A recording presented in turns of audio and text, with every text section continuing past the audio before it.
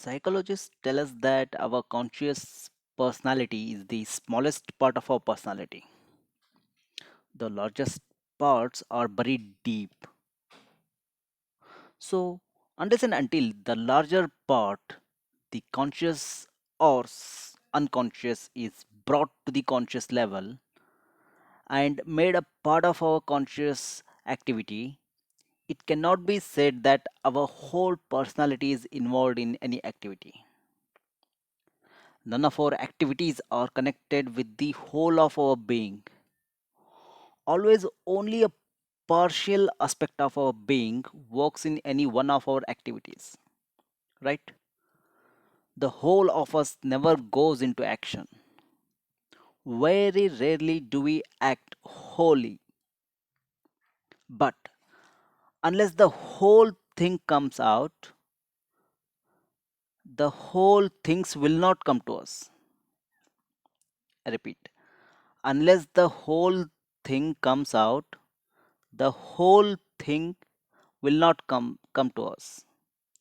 Here I am referring to God. God is the whole. Unless the whole of ourselves we devote to God, then the God will not come to us. The whole will not come to us. And we are asking for the whole, and so whole of us must go there. When we want the whole, the whole, the whole of us must go after it. It is the whole asking for the whole and not only fragment of a being. If we want God, we have to perceive God, we have to pursue God consciously, subconsciously, and unconsciously. When the whole of our self pursue God, then God comes to us. God is the whole. So we have to divide our whole to get the whole. When we mistake a fragment for the whole, passions arise in our minds. When we mistake a fragment for the whole, passions arise in our minds. In the 18th chapter of Bhagavad Gita, Sri Krishna says that the lowest kind of knowledge is that which regards a finite as the infinite. It mistakes one thing for everything. That is called attachment. When we think that one thing is everything, it is called attachment. When that is intensified, it becomes passion. When that is obstructed, it becomes anger. When defeated, it becomes frustration.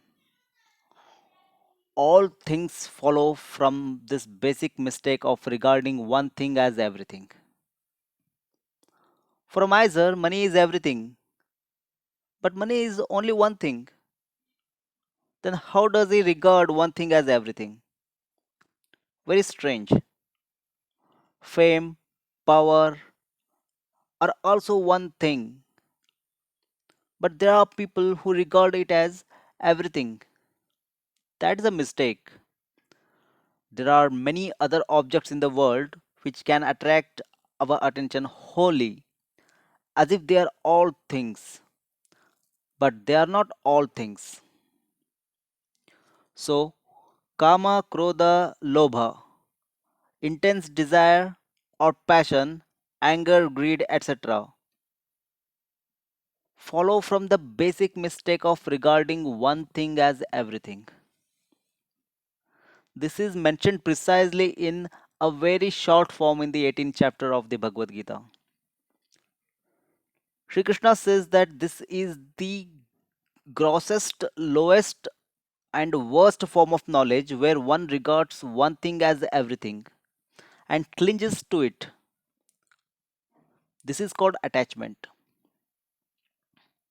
A higher form of knowledge is where we do not regard one thing as everything, but we regard other things as equally important as this thing. And one thing is also related to every other thing. Everything is equally good. One thing is connected with other things. We become a more expanded social personality. But the highest kind of knowledge is that which does not even relate one thing with another thing, but regards existence as an indivisible being. Here there is no question of relating one thing with another thing because such things do not exist. Thus, the lowest knowledge is finitude. The lowest knowledge is finitude of consciousness, clinging to only one thing as if it is all things.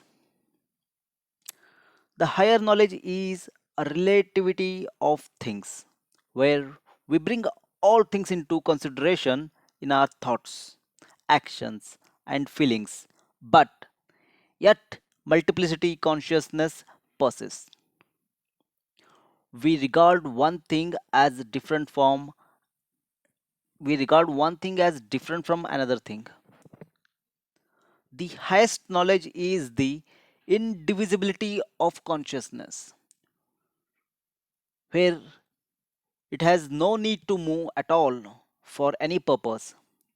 Everything that it needs is here and now.